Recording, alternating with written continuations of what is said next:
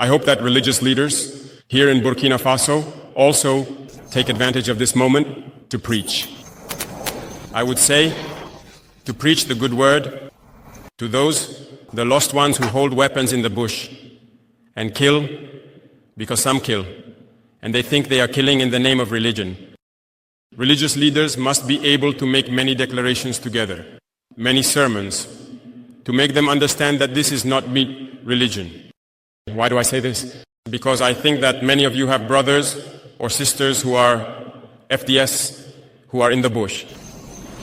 It is almost impossible today to take a terrorist base and not find Quranic books or other things. That means I think that through words you can reach them. Many declarations, many sermons must be made to make them understand that this is not Islam. It is anything but Islam.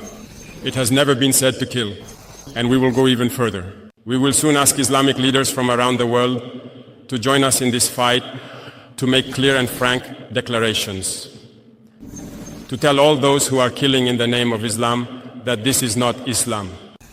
Normally, it is a religion of peace, solidarity, and mutual aid.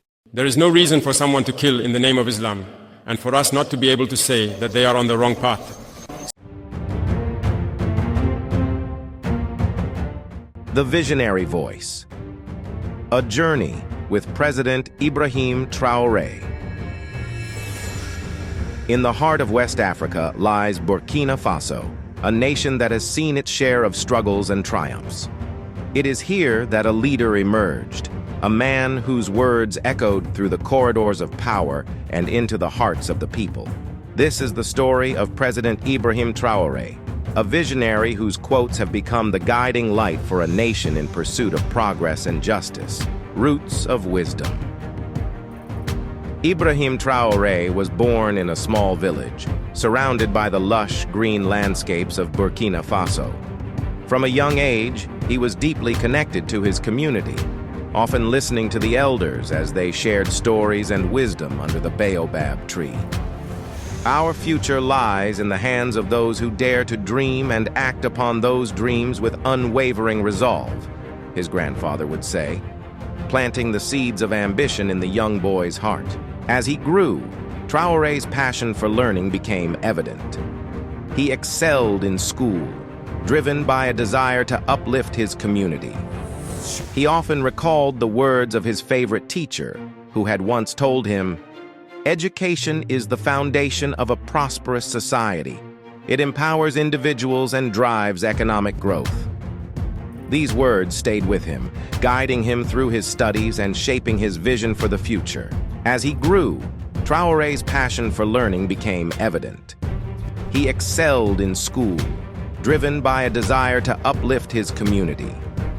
He often recalled the words of his favorite teacher, who had once told him, "Education is the foundation of a prosperous society. It empowers individuals and drives economic growth." These words stayed with him, guiding him through his studies and shaping his vision for the future. The path to leadership. Traoré's journey to leadership was not a smooth one. It was filled with challenges and obstacles that tested his resolve.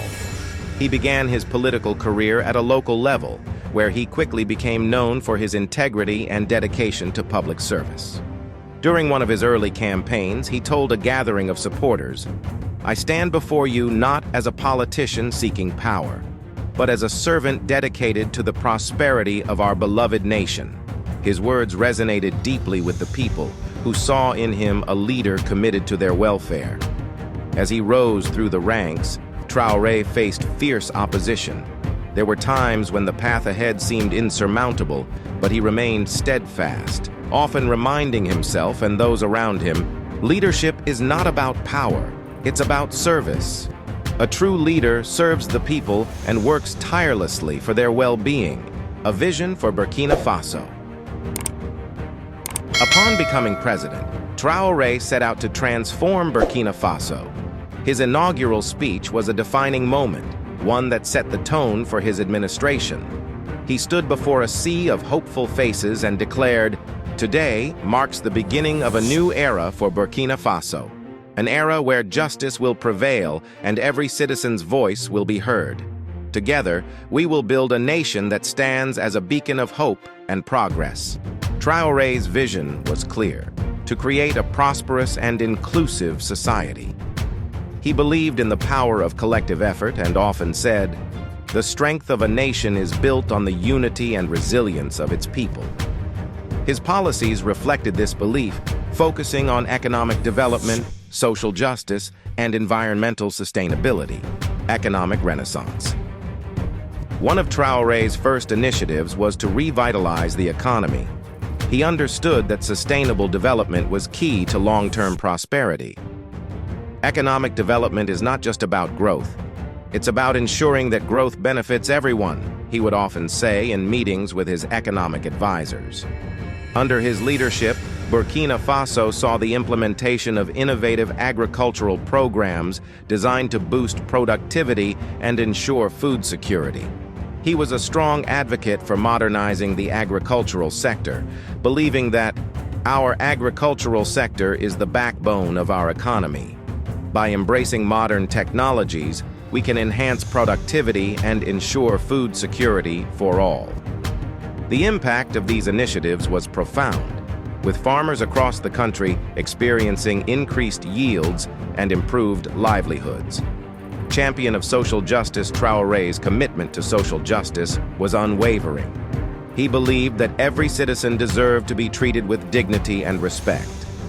Every citizen, regardless of their background, deserves to be treated with dignity and respect, he often said in his addresses to the nation. His administration implemented numerous social protection programs aimed at supporting the most vulnerable populations.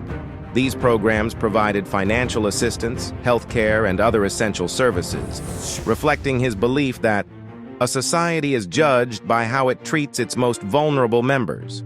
We must ensure that no one is left behind. Education and innovation. Traoré understood the transformative power of education. He prioritized educational reforms, aiming to provide quality education for all children in Burkina Faso. Education is the key to unlocking our nation's potential. By investing in our children's education, we are investing in our future, he would say during visits to schools and universities. He also recognized the importance of fostering a culture of innovation and creativity. Innovation is the engine of economic progress. We must cultivate a culture of creativity and entrepreneurship, he believed. Under his leadership, the government established numerous innovation hubs and promoted STEM education, equipping the youth with the skills needed for the modern workforce. Guardians of the Nation's national security was a top priority for Traoré. He believed in maintaining a strong and capable military to protect Burkina Faso's sovereignty and ensure the safety of its citizens. A nation's security is paramount. We must ensure that our military is equipped to defend our sovereignty and protect our people, he declared during a military graduation ceremony.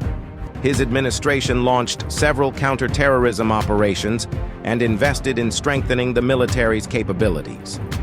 Traoré emphasized the importance of strategy and intelligence in national security, stating, "Security is not just about strength. It's about strategy and intelligence. We must be vigilant and proactive in addressing threats." A green future, Traoré was also a strong advocate for environmental conservation. He believed that protecting the environment was crucial for sustainable development. Our environment is our most precious resource. We must protect it for future generations, he often said at environmental summits.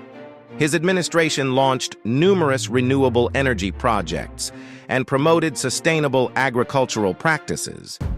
Renewable energy is not just an environmental imperative, it's an economic opportunity. By investing in renewable energy, we can create jobs and build a more sustainable future, he emphasized. Navigating challenges. Traoré's leadership was not without its challenges. He faced criticisms and controversies, particularly from political opponents and segments of the media. However, he remained resilient, often saying, "Constructive criticism is essential for progress. We must listen to our critics and use their feedback to improve our governance.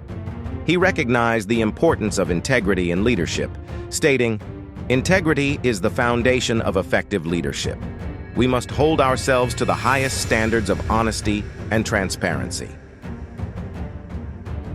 A lasting legacy. As his presidency continued, Traoré's impact on Burkina Faso became increasingly evident. His vision and policies had transformed the nation, creating a more prosperous and inclusive society. He often reflected on his journey, saying, "Our success is measured by the well-being of our people. We must continue to strive for a society where everyone has the opportunity to thrive." His legacy was defined not by the power he wielded, but by the positive change he inspired. A leader's true legacy is not in the power they wield, but in the positive change they inspire, he once said in a reflective interview. The story of President Ibrahim Traoré is one of resilience, vision, and unwavering commitment to his people. His quotes, woven into the fabric of Burkina Faso's history, continue to inspire and guide the nation towards a brighter future. Our future lies in the hands of those who dare to dream and act upon those dreams with unwavering resolve. These words, spoken by a young boy under the baobab tree, have become the guiding light for a nation in pursuit of progress and justice.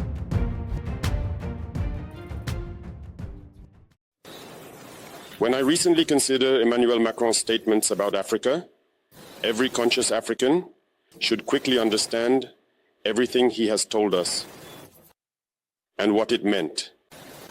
General Chani recently spoke about the change in tactics or strategy of the French forces in Africa.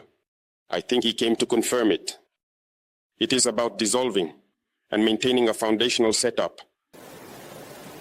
Emmanuel Macron said it so well that we can only thank him for this sincerity. Even if some wanted to pull the wool over their population's eyes, reality eventually catches up. They will not leave. Certain countries, they have just dissolved the setup. You will no longer see them in bases, but in embassies they will be there. They will form security companies to secure their existing society in those countries. But the soldiers will be there, although you will no longer see them in uniform or gathered in bases. That's all it means. They will reorganize, but they will be there. He spoke of politeness towards certain heads of state by giving them the priority to announce the break or the departure of French forces. We don't really care, one might say, but all we know is that if you want a break with these imperialist forces, it's simple. You denounce the agreements. Everything starts from there. I think the example of Chad, in any case, is tangible. They started by denouncing the agreements. Otherwise, if we don't denounce the agreements, just saying that the bases are leaving, we haven't done anything. Because the problem lies in the colonial defense agreements that have been signed since independence. The most dangerous are not those you see on the bases. The most dangerous are the military advisors. Military advisors exist in all these countries. They existed in Burkina as well until the end of 2022, until we took responsibility. And who are these military advisors?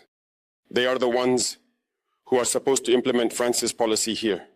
They must work to make our armies very weak, so that France can always have the argument to exist here.